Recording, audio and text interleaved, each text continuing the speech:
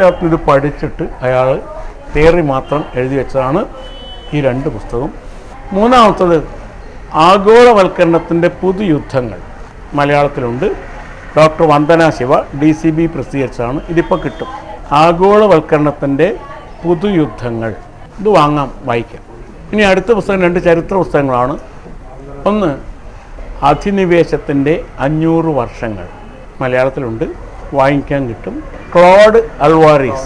ഇപ്പോൾ ജൈവ കൃഷി ഇന്ത്യയിലാകെ നടത്തുന്നതിന് പ്രചരണം നടത്തുന്ന ഒരു സംഘടനയുണ്ട്, പേര് ഒഫായ് എന്നാണ്, ഓർഗാനിക് ഫാർമേഴ്സ് അസോസിയേഷൻ ഇന്ത്യ.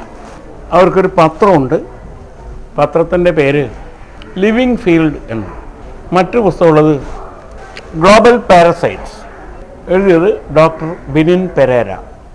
ഇത് മലയാളത്തിൽ തർജ്ജമയുണ്ട്. മാധ്യമത്തിൻ്റെ എഡിറ്ററായ യാസിൻ അഷ്റഫ ചെയ്തിരിക്കുന്നത് പരാന്നഭോജികൾ എന്ന പേര്. പക്ഷേ എൻ്റെ ഒരു കുഴപ്പമുള്ളത്, ആ പുസ്തകം വായിക്കാം, ഒരു തവണ വായിക്കാം.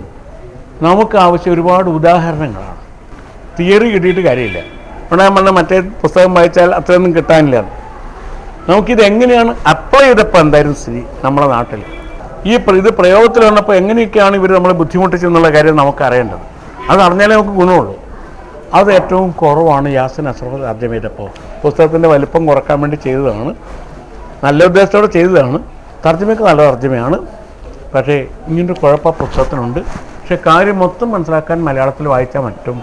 ഉദാഹരണങ്ങൾ അതിൽ നന്നേ കുറവുണ്ട് എന്ന് മനസ്സിലാക്കിയാൽ മലയാളത്തിൽ ഒരു തവണ വായിച്ചാൽ പിന്നെ ഇംഗ്ലീഷ് വായിക്കാം. ബിനിൻ പെരേര ആരാണെന്ന് കൂടി അറിയാം. ഹോമി ജെ ഭാഭ, വിക്രം സാരാഭായ്. കഴിഞ്ഞാൽ മൂന്നാമത്തെ ആണവശാസ്ത്രത്തിലെ പേര് ഡോക്ടർ ബിനിൻ പെരേരയാണ്.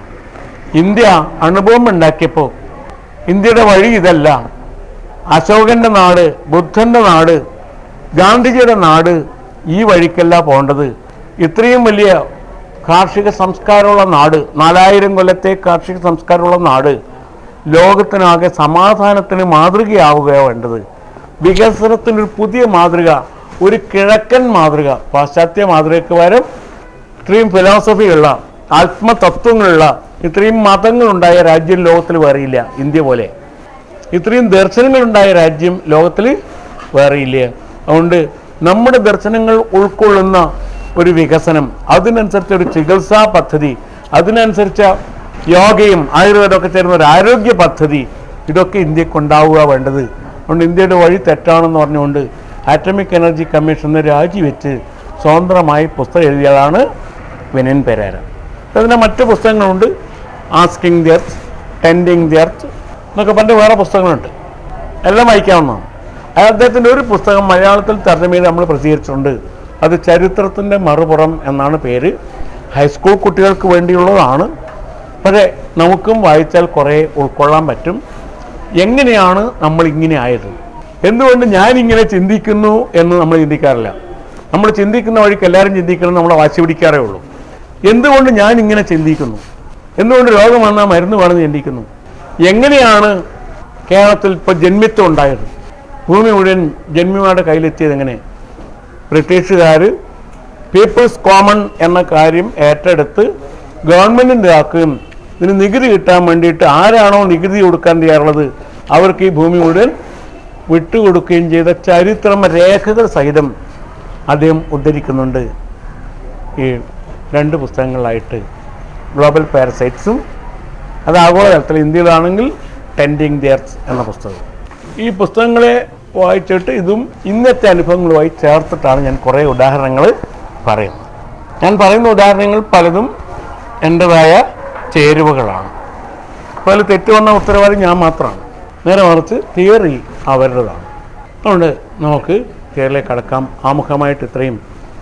ഇത് മനസ്സിലാക്കാതെ നമുക്കൊരിക്കലും ആധുനിക രാഷ്ട്രീയ സാംസ്കാരിക പ്രശ്നങ്ങളെ, പ്രതിസന്ധികളെ വിശകലനം ചെയ്യാൻ പറ്റില്ല. ഞാൻ എന്തുകൊണ്ട് ഇങ്ങനെ ചിന്തിക്കുന്നു എന്ന് പറയാനാണെങ്കിൽ എന്നെ വളർത്തിയ പരിസ്ഥിതികൾ എന്ത്, സാഹചര്യം എന്ത് എന്ന് ഞാൻ പഠിക്കേണ്ടി വരും.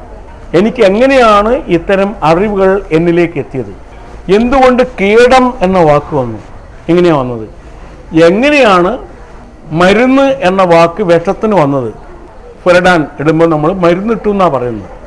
ഇതെങ്ങനെയാണ് യൂറോപ്പിൽ പോയിസൺ ഇന്ത്യയിലെത്തും മരുന്നാകുന്നത്, യൂറോപ്പിൽ അതിന് വിഷോട്ട് തന്നെ പറഞ്ഞുള്ളൂ. കൊല്ലാനുള്ളതൊക്കെ വിഷം. ആരെ കൊന്നാലും വേണ്ടില്ല, ഏത് ചെതലിനെ കൊന്നാലും ഉറുമ്പിനെ കൊന്നാലും കൊല്ലാനുള്ളതൊക്കെ വിഷമാണ്. യൂറോപ്പിലൊക്കെ അങ്ങനെയാണ്. അത് ഇന്ത്യയിലെത്തുമ്പോൾ, മൂന്നാം ലോക രാജ്യങ്ങളെത്തുമ്പോൾ എങ്ങനെയാണ് അത് മരുന്നായിട്ട് മാറുന്നത്? ഇന്ത്യയിൽ മാത്രമല്ല, ഉത്തരേന്ത്യയിൽ ദവ എന്നാണ് പറയുന്നത്. എങ്ങനെയാണ് മാറുന്നത്? ഇത്തരം കാര്യങ്ങൾക്കൊക്കെ ഉത്തരം കിട്ടണമെങ്കിൽ നമുക്കിതൊക്കെ അറിയേണ്ടതുണ്ട്. ഇതറിയായ്മയാണ് സത്യത്തിൽ രാഷ്ട്രീയ നേതൃത്വത്തിന് വാളിച്ച വരുന്നത്. അപ്പോൾ അവർ മുഴുവൻ വ്യക്തിപരമായി കള്ളന്മാരാണ്, ചീത്തയാണെന്നൊക്കെ പറയുന്നതിനേക്കാൾ ഭേദം അവർ വർത്തമാനകാല പരിസ്ഥിതിക്കനുസരിച്ച് വളർന്നിട്ടില്ല. വളർച്ചയെത്താത്തവർക്ക് എപ്പോഴും തെറ്റ് പറ്റാനുള്ള സാധ്യത കൂടുതൽ. അങ്ങനെ പറയുന്നതാണ് കൂടുതൽ ശരി. അപ്പം നമുക്ക് വളർച്ചയെത്തുക എന്നതിൻ്റെ ഒരു ഘട്ടമാണ് ഇത്. Food weapon. Use food as A weapon. ഭക്ഷണത്തെ ആയുധമാക്കി മാറ്റുക. എങ്ങനെയൊക്കെ ചെയ്യാം? ഒന്നാമത്തെ തിയറി തന്നെ ചേഞ്ച് ദ ഫുഡ് ഹാബിറ്റ്സ് എന്നതാണ്. ഒരു രാഷ്ട്രത്തിലെ ജനങ്ങളുടെ ഭക്ഷണ ശൈലി മാറ്റിക്കളയുക. ഭക്ഷണ ശൈലി മാറ്റിക്കഴിഞ്ഞാൽ ഭക്ഷണ ആവശ്യം മാറും. എങ്ങനെയാണ് ഭക്ഷണശൈലി ഉണ്ടാവുന്നത്? ലോറിയോ തീവണ്ടിയോ ഒന്നും ഇതേപോലെ ഇല്ലാത്ത കാലത്ത് നമ്മുടെ ഭക്ഷണശൈലി എങ്ങനെ രൂപം കൊണ്ടതാണ്? രണ്ട് ഘടകങ്ങളുമായിട്ട് ബന്ധപ്പെട്ടതാണ്. ഒന്നാമത്തത് നമ്മുടെ നാട്ടിലെ ലഭ്യത എന്താണോ അതാണ് നമ്മൾ കഴിക്കുക. വേഗം കിട്ടുന്ന സാധനമാണ് നമ്മൾ തിന്നുക. കാരണം ലോറിക്ക് റേഷൻ ഷാപ്പിലൂടെ വരില്ല, FC ഗോഡൗൺ ഒന്നും ഉണ്ടായിട്ടില്ല, വേറെ വഴിയൊന്നുമില്ല. എന്താണോ കിട്ടുന്നത് അത് നമ്മളെ ഭക്ഷണമായിരിക്കും. എല്ലാ ജീവികളും അങ്ങനെയാണ്. ഏത് ജീവിയും എന്താണോ കിട്ടുന്നത് അത് ആഹാരമാക്കും എന്നാണ്. ഇതൊന്നാമത്തെ കാര്യം. രണ്ടാമത്തെ കാര്യം, നമ്മുടെ കാലാവസ്ഥയുമായിട്ട് ബന്ധപ്പെട്ടതാണ് നമ്മുടെ ഭക്ഷണം. യൂറോപ്യന്മാർ പാലും പാൽക്കട്ടിയും കഴിക്കുന്നു പറഞ്ഞാൽ അതിൻ്റെ കാരണമുണ്ട്. 3 മാസം മഞ്ഞ് മൂടി കിടക്കുമ്പോൾ വേറെ ഒരു ഭക്ഷണവും കിട്ടാനില്ല. ഫ്രിഡ്ജ് കണ്ടുപിടിച്ചിട്ടില്ല, വേറെ ഒന്നും കിട്ടാൻ വഴിയില്ല. അപ്പോൾ ഇറച്ചി തിന്നുക, പാല് കഴിക്കുക, പാലിൻ്റെ പാൽക്കട്ടി കഴിക്കുക, പശുവിന് വേണ്ടുന്ന പുല്ലൊക്കെ ഉണക്കി സൂക്ഷിക്കുക. ഇതൊക്കെ അവർക്ക് വഴിയുള്ളൂ. വേറെ വഴിയില്ല, വേറെ ഭക്ഷണം കിട്ടില്ല. എസ്കിമോകൾക്കാണെങ്കിലോ മിക്കവാറും 7-8 മാസം മഞ്ഞുമൂടി കിടക്കുന്ന സ്ഥലത്ത് അവർക്ക് തീ കൂട്ടാൻ പോലും വഴിയില്ല. തിമിംഗലത്തെ കൊന്ന് അതിൻ്റെ കൊഴുപ്പ് തന്നെ വാരി തിന്നിട്ടാണ് അവർ ജീവിക്കുന്നത്. പച്ച കൊഴുപ്പ് അങ്ങനെ തിന്നു കഴിയുക, വേറെ വഴിയൊന്നുമില്ല. പച്ച മത്സ്യം കഴിക്കും തീ കിട്ടിയില്ലെങ്കിൽ. മത്സ്യങ്ങൾ അവർ കഴിക്കാവുന്ന മത്സ്യങ്ങളുണ്ട്, അവർക്കറിയാം. അതുകൊണ്ടെന്താ ശരാശരി ആയുസ് 36ആണ്. കാരണം അപ്പോഴേക്ക് ശരീരം കൊഴുപ്പ് നിറഞ്ഞ് രക്തത്തിൻ്റെ ഒഴുക്ക് മുഴുവൻ തടഞ്ഞ് എല്ലാ സൂക്ഷ്മ ഞരമ്പുകൾ കാപ്പിലറി ട്യൂബുകളിലേക്കും രക്തം എത്താതായി, ഓക്സിജൻ എത്താതായി ശരീരം മരവിച്ച് രക്തത്തിൽ അവിടെ ചൂടത്തില്ല. അതുകൊണ്ട് ശരീരം മരവിച്ച് മരിച്ചു. അതുതന്നെ കുറച്ചുകൂടി തണുപ്പുള്ള സ്ഥലത്ത് താമസിക്കുന്ന ക്രീ എന്ന ഗോത്രവർഗക്കാർക്ക് 32 ആവും. KREI ആണ് ക്രീ. ഒരു ഗോത്രവർഗ്ഗമാണ്. അത് 10-15 വയസ്സാകുമ്പോൾ തന്നെ പ്രസവിച്ച് വംശവർദ്ധനമൊക്കെ നടത്തി ഒരു 20 വയസ്സാകുമ്പോൾ വാർദ്ധക്യം വന്ന് 30-32 വയസ്സാകുമ്പോൾ മരിച്ചു. നമ്മുടെ ഭക്ഷണശീലം നമ്മുടെ കാലാവസ്ഥയായിട്ട് ബന്ധപ്പെട്ടതാണ്. ആയുർവേദത്തിൻ്റെ 2 വിഭാഗമുണ്ട്. രോഗം വന്നാൽ കൈകാര്യം ചെയ്യുന്ന കാര്യം പഠിപ്പിക്കുന്നത് ആതുരവൃത്തമാണ്. രോഗം വരാതിരിക്കാൻ ചെയ്യേണ്ട ഭാഗത്തിന് സ്വസ്ഥവൃത്തം എന്നാണ് പേര്. സ്വാസ്ഥ്യം എന്നാണ് ആരോഗ്യം എന്ന വാക്കിന് ആയുർവേദത്തിലെ പേര്. സ്വസ്ഥവൃത്തം എന്നൊരു പുസ്തകമുണ്ട്, ഭാഷാ ഇൻസ്റ്റിറ്റ്യൂട്ടിൻ്റെ, മലയാളത്തിലുണ്ട്. ഒന്ന് വായിക്കുന്നത് നല്ലതാണ്. രോഗം വരാതിരിക്കാൻ എന്ത് ചെയ്യണം? ഡോക്ടർ നേശമണി എഴുതി. അതിലാണ് വന്നിരിക്കുന്നത് മീനം മേടമാസങ്ങളിൽ തൈര് ഉപയോഗിക്കരുത്, തൈര് ഉപയോഗിച്ചാൽ ശബ്ദം അടഞ്ഞു പോവും, നെഞ്ചിൽ കഫക്കെട്ടുണ്ടാവും, പനി വരും എന്നൊക്കെ പറഞ്ഞിരിക്കുന്നത്. പുറത്തെ ചൂട് 35 ഡിഗ്രി വരും. 35 ഡിഗ്രി ചൂടുണ്ടാകുമ്പോൾ ഫാറ്റ് കൊഴുപ്പ് ഉരുകും.